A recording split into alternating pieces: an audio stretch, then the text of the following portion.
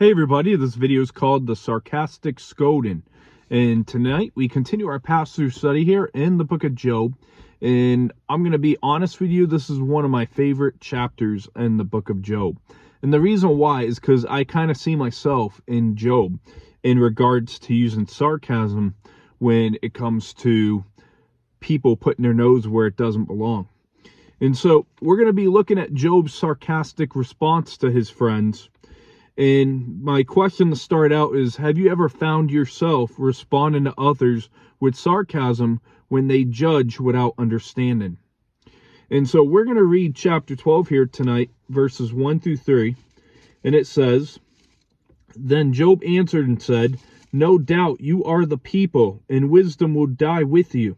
But I have understanding as well as you. I am not inferior to you. Indeed, who does not know such things as these?'" So we see that Job is completing his first cycle of speeches here in defense with his strong words here through chapter 14. And we see right off the bat that Job responds with cut and sarcasm directed at his know-it-all friends.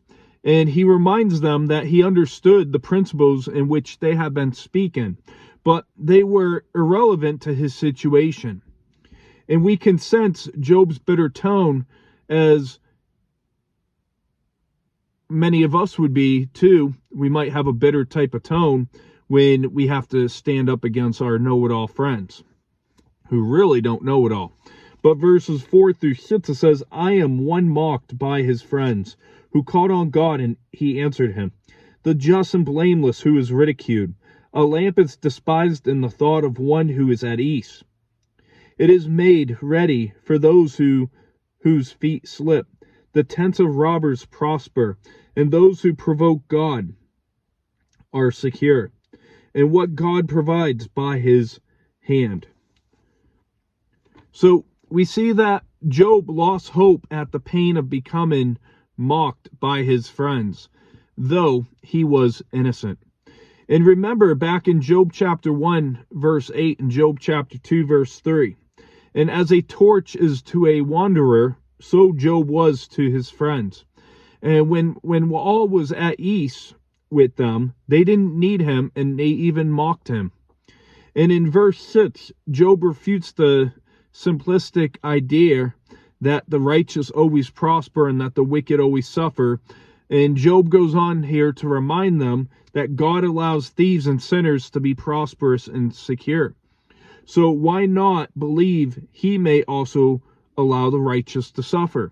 And I agree with Job's valid points right there, because it is the natural mindset to think that bad things happen to bad people, but sometimes we see material prosperity, or we see prosperity in the hands of those who are wicked people. And likewise, sometimes the most God-loving people seem to suffer through poverty and other types of challenges. And so Job reflected on what life used to be. In verse 7 through 12, it says, "But now ask the beast, and they will teach you, and the birds of the air, that they will tell you. Or speak to the earth, and it will teach you, and the fish of the sea will explain to you. Who among all these does not know that the hand of the Lord has done this? And whose hand is the life of every living thing, and the breath of all mankind? Does not the air test words, and the mouth taste its food? Wisdom is with aged men, and the length of days understanding." So we see all these elements mentioned here by Job, with the animals and the birds and the plants and the fish and the creation, are called as illustrations that the violent prosper and live securely. And God made it so that the more vicious survive. And in verse 12, the question and force of the preceding verse may come over to make this a question also: shouldn't aged men be wise? And if that was true, then verse 12 is stinging stinging sarcasm against Job's Job's aged friends who gave unwise advice and heard and spoke only what suited them and their interests. So we see that Job is asking a sarcastic question. He's basically insulting his friends, saying, you guys are old, but your wisdom is foolish. In verse 13 through 25, to finish the chapter here, it says, with him are wisdom and strength. He has counsel and understanding. If he breaks a thing down, it cannot be rebuilt. If he imprisons a man, there can be no release. If he withholds the water, they dry up. If he sends them out, they overwhelm the earth. With him are strength and prudence. The deceived and the deceiver are his. He leads counselors away plundered, and makes fools of the judges. He loosens the bonds of kings, and binds their waists with a belt. He leads princes away plundered, and overthrows the mighty. He deprives the trusted ones of speech. He takes away the discernment of the elders. He pours contempt on princes and disarms the mighty. He uncovers deep things out of the darkness, and brings the shadow of death to light. He makes nations great and destroys them. He enlarges nations and guides them. He takes away the understanding of the chiefs of the people of the earth, and makes them wander in a pathless wilderness. They grope in the darkness without light, and he makes them stagger like a drunken man. And so we see the last half of the section of the chapter here gives a vivid definition to the wisdom and the power and the sovereignty of God. And Job despises questions about the suffering. He affirms that God's power is visible to us in nature. And it kind of reminds me of the Apostle Paul's writing that people have no excuse for not knowing that there's a God, because all you have to do is look around at creation. And Job affirms that God's power is visible in human society, that God's power is visible in religious matters and national and international affairs. And Job, however, expressed it in terms of fatalistic despair. In Job, he was rebuking Zophar's previous speech, as Zophar accused Job for not knowing God and likened him to an empty-headed man or a dummy. And Job showed Zophar that he indeed knows God. He indeed knows that God has great wisdom and strength, and that he was mighty in counsel and understanding. And Job's message here to his friends is clear. He's basically saying to them, I do know God, and how great is he? And Job is saying, don't criticize me on this point any longer.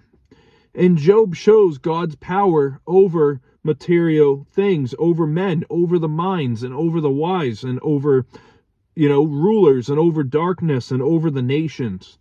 And the wisdom and understanding of man is dependent on God. And so to wrap up, tonight's going to be a short video as well. We look at Job complaining about his friends, as we see he's going to confront them with sarcasm in today's chapter. And we see that Job gave sarcastic answers to Zophar and the other friends. And we see that Job complained that his friends mocked him and they misunderstood him. And the way that a just and blameless man like Job was mocked by others reminds us of what Jesus had to endure, that Jesus was mocked by others. And it reminds us of what Jesus endured on the cross and his sufferings when he was mocked by the soldiers who physically beat him. And you're going to hear this again, but when we think of the book of Job, we should be able to think that the book of Job gives us a picture of the coming Messiah. And I want to go over to Matthew chapter 27, verse 29. And it says here, when they had twisted a crown of thorns, they put it on his head, and a reed in his right hand. And they bowed the knee before him and mocked him, saying, Hail, King of the Jews. So we see that Jesus was mocked by the chief priests as he hung on the cross. And in verse 41, it says, likewise, the chief priests also mocking with the scribes and elders said, "He saved others, himself he cannot save. If he is the King of Israel, let him now come down from the cross, and we will believe him." And so Jesus wasn't just mocked by the chief priests or the soldiers. Jesus was mocked and ridiculed by others. So let's go to Mark chapter 15.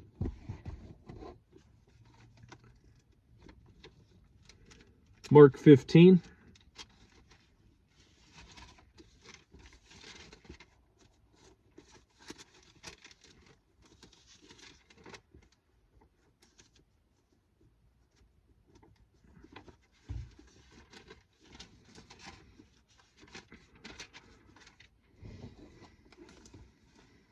Mark 15, verse 27. One more page here. Mark 15:27 says, "With him they also crucified 2 robbers, one on his right and the other on his left. So the scripture was fulfilled, which says, and he was numbered with the transgressors. And those who passed by blasphemed him, wagging their heads and saying, Aha! You who destroyed the temple and built it in 3 days, save yourself and come down from the cross."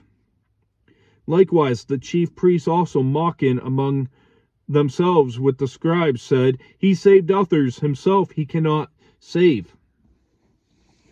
So we see just a taste in the New Testament and how Jesus was mocked by others and ridiculed by among the very own Jewish people. And verse 7 through 12 showed us that Job displayed he had an understanding of God's ways. That Job wasn't stupid like his friends want to make him look to be. And Job shows all creation knows the power of God, just like the Apostle Paul reaffirms that in Romans chapter 1. And I believe it's verse 20. And that's going to wrap up this video the last point I had here was Job wraps up verses 13 through 25, describing the great power of God. So, Job recognizes the great power of God. He recognizes that God is all-powerful. He recognizes that God is sovereign.